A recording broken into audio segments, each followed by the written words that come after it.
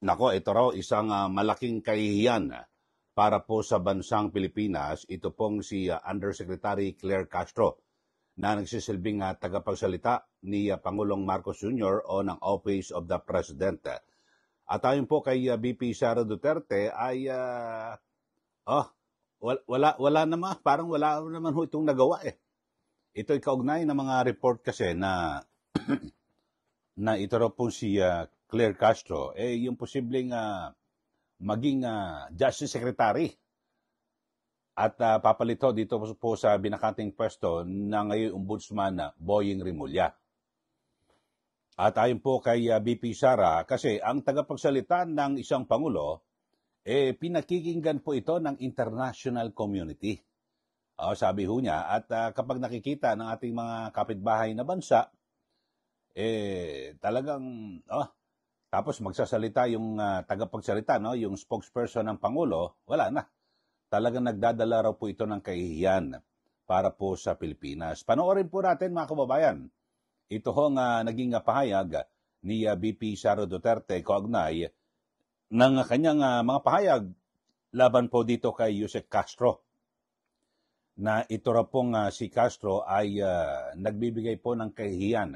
Nagdadala po ng kahihiyan dito po sa ating bansa, sa Pilipinas. Panoorin po ninyo, ito payag ni VP Sara Duterte. Hindi siya magaling na tagapagsalita ng Office of the President because she brings embarrassment to the country.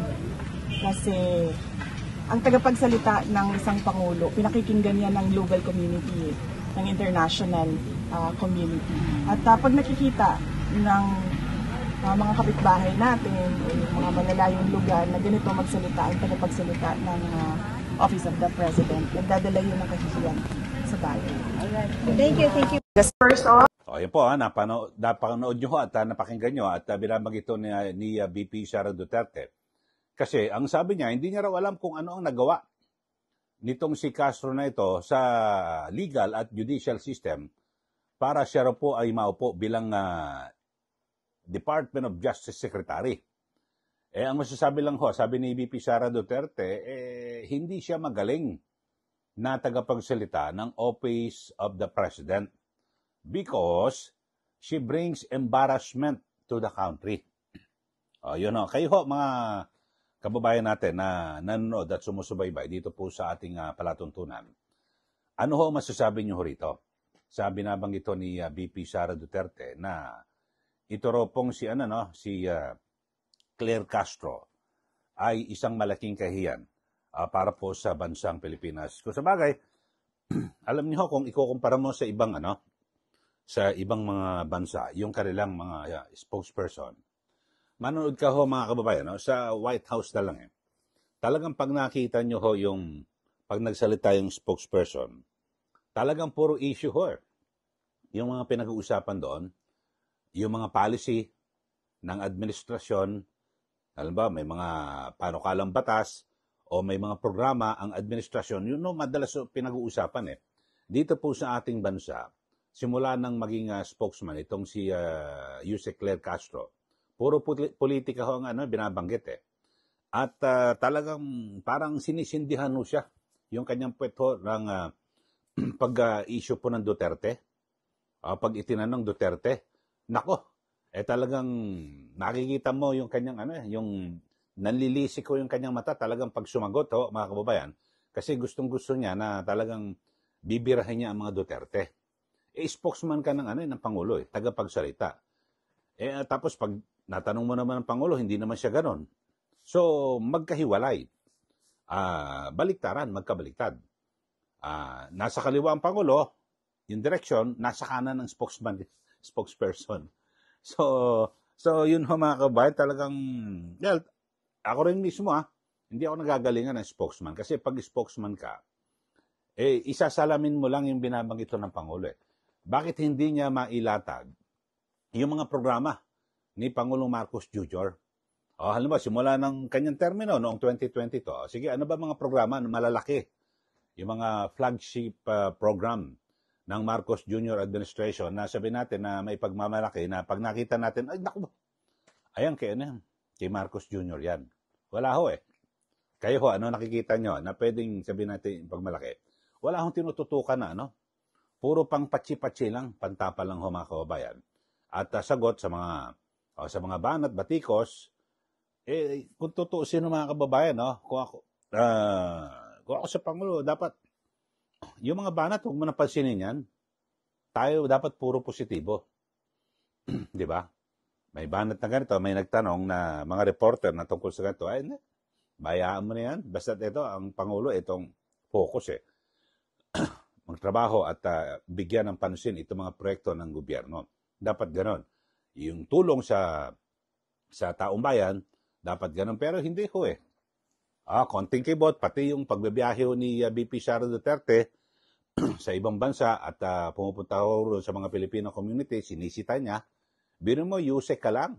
Sisitahin mo ang Vice Presidente. Ano pakialam mo ron? Di ba? Tapos ano naman, rumirespeto naman si VP Sara. Di ba? Humihingi ng travel authority sa Office of the President. Payagan naman. So anong masama ho roon? At ang dinadalaw ho ni VP Sara Duterte, yung ating mga kababayan, yung mga overseas Filipino workers sa iba't ibang bansa. Di po ba? Kinukuha niya yung sentimiento at importante na naalagaan, buti nga naalagaan ho yung ating mga kababayan doon Di po ba? Na ngayon ay talagang matindi po ang kahihiyan na inaabot ho ng mga Pilipino ngayon dahil sa matinding korupsyon dito po sa ating bansa. Di ba? yung magulang nila, yung nanay ni ng journalist, broadcast journalist na si Gretchen Ho, nagpunta ho sa Oslo, Norway at nagpapalit po ng $300.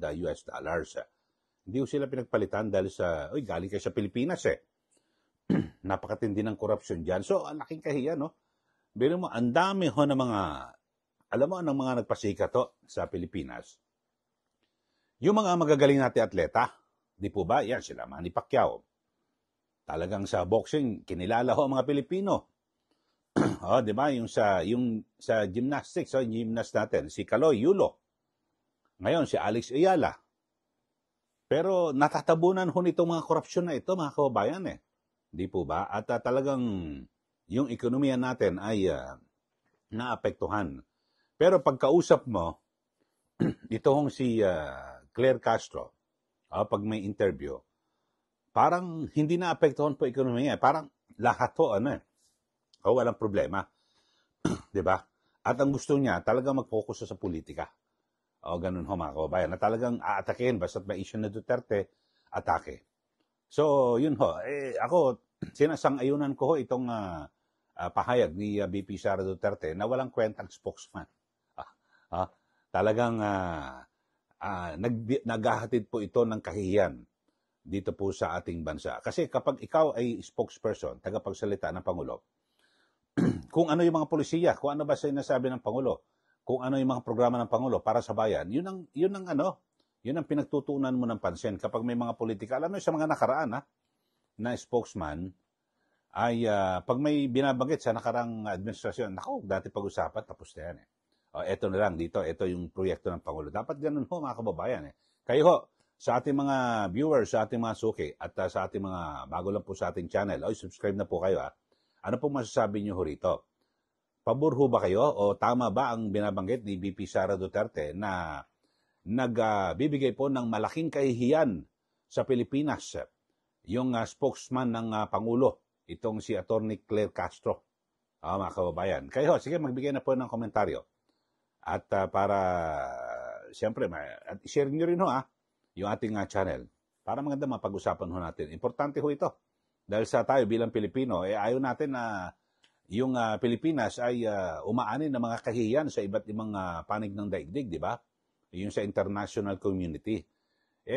Ano ba yung halimbawa? Ngayon, issue ngayon ng corruption. Ano ba sabi nitong si Yusek Castro para pakalmahin yung international community at yung mga foreign investor na gustong magpumasok ng negosyo sa Pilipinas? Wala ho Puro politika. Talagang wala mangyari dito po sa ating bansa. Okay, so yan lang po mga kababayan. Maraming salamat po. At sa mga bago lang po sa ating channel, subscribe na po kayo. At huwag niyo po kalimutan na i-like at i-share ito pong ating channel. Maraming salamat. Muli, ito po si Kyle Lee. Magandang araw po sa ating lahat.